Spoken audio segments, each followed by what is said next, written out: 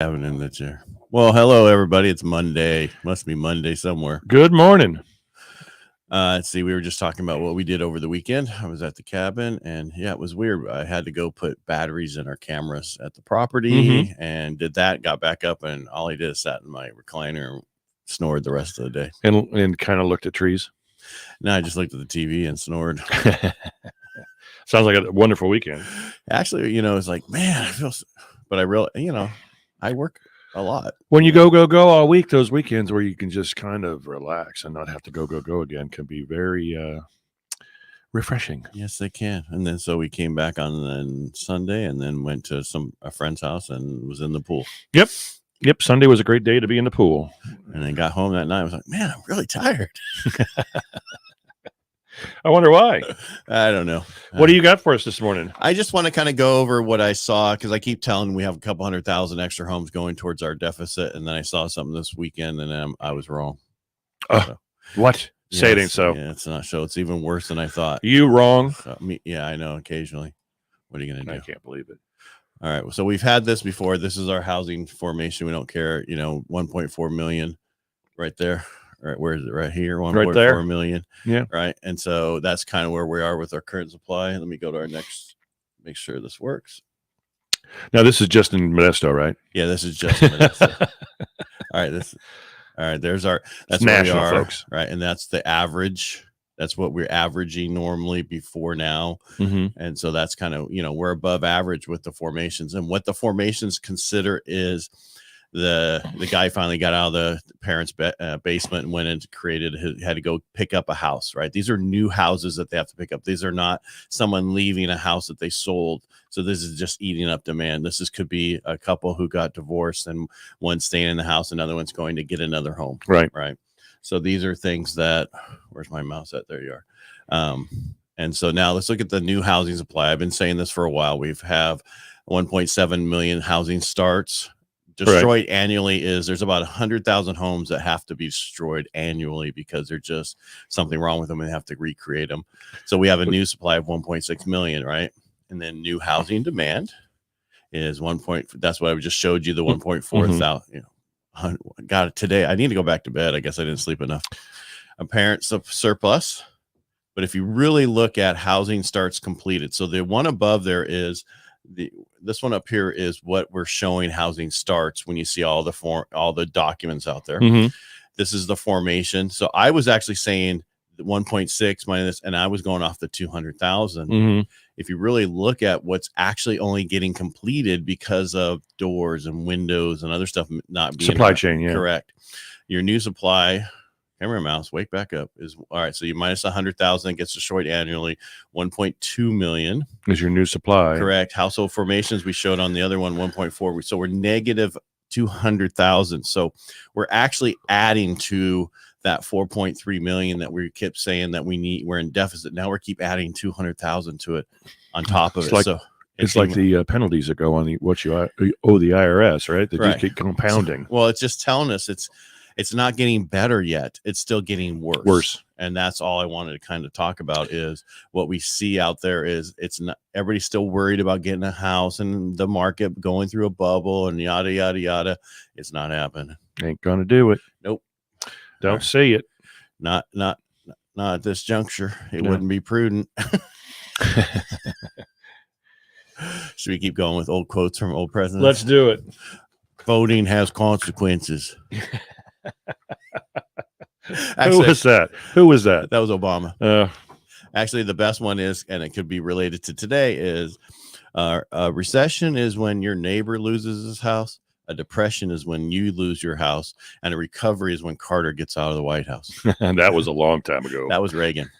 Now, all you need to do is change there is that name of whoever needs to get out of the White House. Yep. We know who it is. I think so. So you want to talk probate? Not really, because I keep telling everybody not to go through it. But this will scare them. This may get them thinking. All right, well, start their stuff because we're big on getting your trust set up, getting your will in place, getting your the medical thing that in case something happens to you, what you want done to yourself, right? Whether you DNR or whatever you want it to be or whatever your rights are. Yep, I got a DNR. Yeah, get all that stuff together so that there's no question. Yes, we don't want the questions. Nope. We just want Let's just answers. have all the answers. All right. So what's So, the deal with probate? I hear it's fun. Just to start the probate process, you're looking at 1 to 2 months just to get it started, just to get your petition filed for your probate. Now, I have one question. I know the courts were backed up because of COVID. Are they caught up? No, I doubt if they are. Okay. So, but this is In a normal market. As of I think they wrote this back in 2021. So maybe they're a little bit caught up. That's why, they're going to be vague with numbers depending on where you are. And I looked at just California. I didn't look at any of the other states because it can vary from state to state. And we are in California. Today we are, yes. And we're a local show. We are a local show. We're in California. So if we just go to the very end for final distribution, you're looking at anywhere from, are you ready for this? Yes. 9 to 18 months. From the start to the finish? From the start to the finish. That's why, earlier I was saying it varies on how long the probates will take. It all depends on how many heirs and if they all agree. Now, remember, the state takes a very large portion, and so does your attorney. So attorney's fees, the bill can be in according to a percentage of the total value. So it's 4% of the first 100,000. That's the first 100,000 of the total value. Is that the court or estate. Is that the attorney? This is the attorneys. Okay. Let's just work off of 500,000 into the state, right? There you go. That's the average house in Modesto right now, right? Yeah, if that's the estate. So you're looking at 7% of, for who? Of the total value of the estate, around 7%. So that's $35,000. Yep. I had a calculator right here. A calculator. Now, if your estate is less than 166,250, there's an easier. There's less probate assets. Wait. Or that wouldn't even be a house. So simplify probate in cases, so they give you a little bit faster. It could be a Quonset hut. Well, just take the money and run. Just take the money and run. So it's incumbent that you guys get your at least a will. A will help a little bit, but go further and get the trust done. Yeah, because then you don't have to go through probate. But right. People think with the will, I don't have to go through probate. That's not the case. That just tells the court what your wishes were. Yeah. Now the state's fees are just, they're not as expensive as the attorney's fees, but they do take some. And the state's fees are the filing fees. Those are the county's fees also that you file in, stuff like that. A couple $1,000 is what I was reading this morning. As high as probably $7,000. All right. So what we're saying on 500,000, you could be between 37,000 to 41,000 in costs. Yeah. So why give the government that amount of money when it only takes about, I don't know, $1,200 if you go to a local, or maybe $1,500 local attorney. Yeah. Get your trust. Yeah. Saves you a lot. Just of money. Get your trust. And you don't have a time issue, because if you need to get rid of a house and you want to sell a house, you're telling me they can't do anything for 2 years, up to 2 years. Yeah.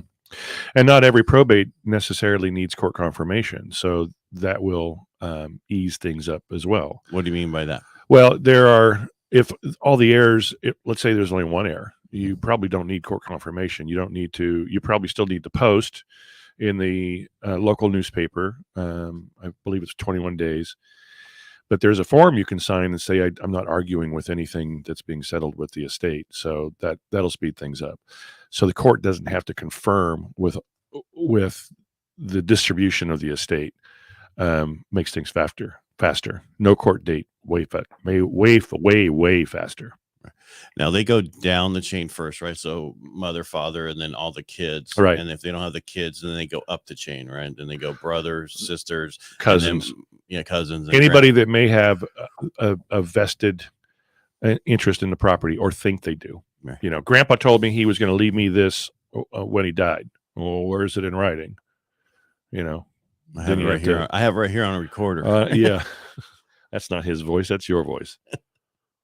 Well, and that's what I tell people. If you don't have something, at least you could do a verbal will. Right? Yeah. I mean, because I remember my aunt passed away. They didn't have anything, and they were going to get it and get a notary in there. It's like, you don't need a notary. Get a couple people to acknowledge it that's standing there, what she really wanted, or put it in, record it, and then there's no question. Yeah, and since we're not attorneys, we're just going off of, the percentages that the state will take and the lawyer will take and stuff like that, you should really talk to a good family attorney, family law attorney, and get your trust put together. You can even ask them questions about probate because they got that stuff down pat. We were just saying it was expensive and not to go that route. Exactly. But I mean, if you really want to get scared, they know the exact figures. If you know the estimate of your estate, of your parents or grandparents' estate, and remember, the estate just isn't just the real property. You mean it could be cash? It could be cash. It could How be do what's they in know the that? bank, huh? How do they know about cash? You got bank account. Well, Cash those are is not in under a the bank mattress. account. That's right. But other cash type things. Yeah, I Bitcoin. remember, all of a sudden there was all the silver gone from my grandparents' place when they passed. It was Truly? like, Where'd it go? Just like disappeared. It just vanished. Yeah. What silver? I thought silver was the name of the horse. Yeah, I don't know. Haha, you're really back there, Lone Ranger. I was old. Yeah, Old as dirt. I knew dirt before it had a surname. That was you gotta get newer jokes. I don't have any. I'm old. They have I almost said encyclopedias. You know, I used to love to read the encyclopedia. That was when you could actually, cheat, and no one could check the internet to see if it was taken from somewhere. Oh, there you go. Kids these days, they just actually have to work. Plagiarism. Form of flattery, I thought. Cut and paste. All right, so that's today's kind of easy Monday. Yeah, we had a hard weekend. A lobber of a Monday. Yeah. Anything going on this week we should know about? No, there's no Fed's not meeting. Pretty much a holiday weekend should be pretty slow this week when it comes to things. Yeah, News. you got. We won't be here on Monday because it's. I think it's that 4th day. Yeah, 4th of July. Yep. So. Yeah, that's right. But we'll be back. So we'll be here this week, Wednesdays and Fridays. So don't leave already. Just it's a week away. Yeah. So Wednesday, did we want to talk about Prop 60, Prop 90 locally? Sure. Okay. And then we'll throw back in 19 just so people know what the difference is. Yeah. 19 is a lot better, I think, for more people.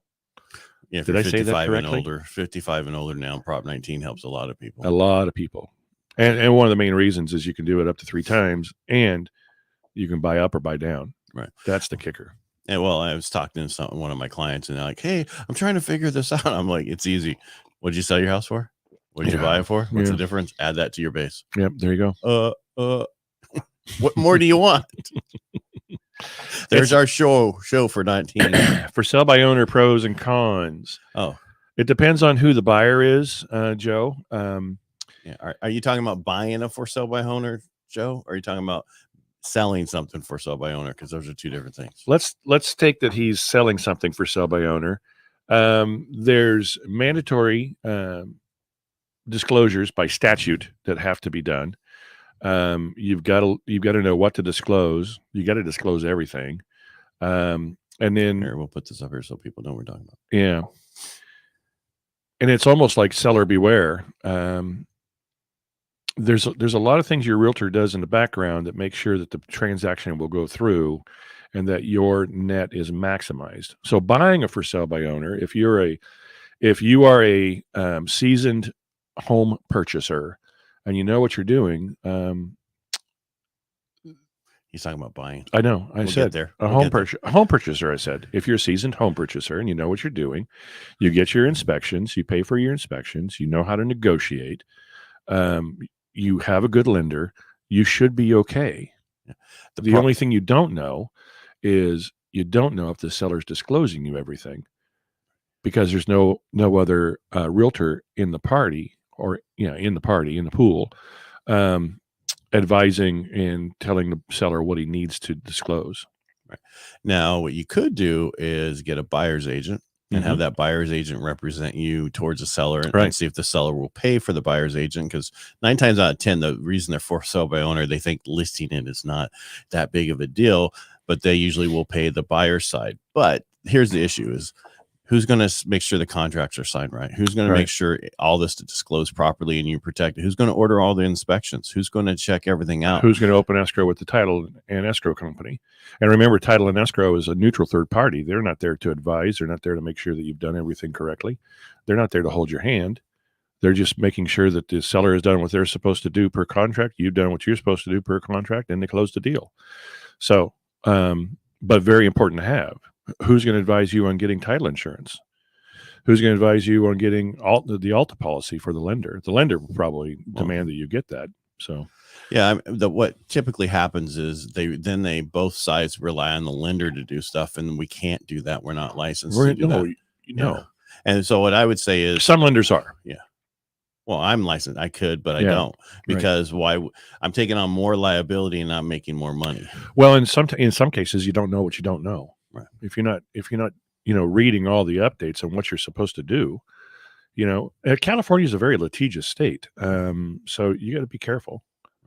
But, and it can't happen. Yeah. So when I bought the house I'm in on Brady, it was for sale by owner, and I had my agent negotiate for us, and they paid them. No problem. So it just depends on who and what and reasons they're doing it. Most for sale by owners right now just thinks it's so easy because the houses just sold so easy. So they put it on the market. Right. The problem with the seller doing it is usually they leave a lot of money on the table. Yeah. Nationally, I think I remember this was probably 10 years ago. So it's probably higher than this now.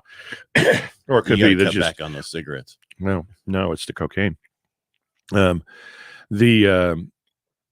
It's a little windy at the lake, and I think I got a little bit of an allergy thing going on. Yeah, I have it from up there. Yeah. So national statistics, and we know what we say about statistics, but they say that most for sale by owners leave anywhere from 25 to 30% on the table. They save the commission of 6% or 5% or whatever they can negotiate, but they leave a very large nut on the table. Right. So you're not maximizing your dollar.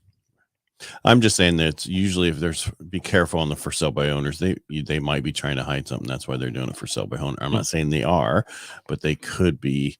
I don't want to go through, because with two private parties, they don't have the same amount of stuff that you have to do as an agent. Right. There's certain things that you're required by California law under that to make sure everybody signs and all that. Right. They don't have to when it's private party. So. Well, they do. The state mandated disclosures, they are required.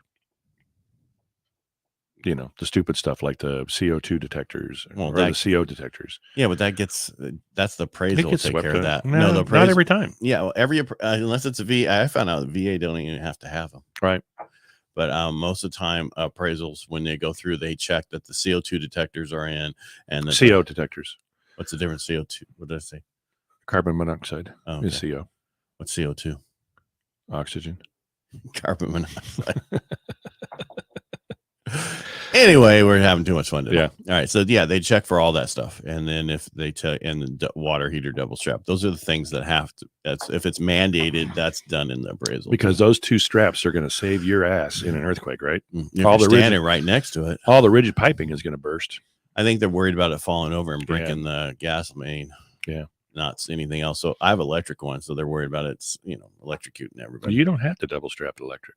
You don't? You sure about that? Pretty sure. No, well, it is.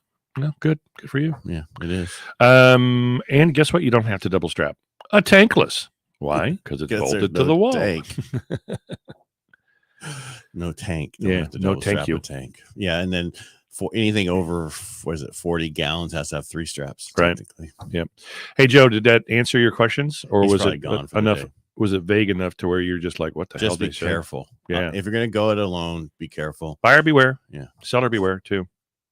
Yeah, because that's if you're going to have any case that could go to court, that would be one that would go to court. Yeah.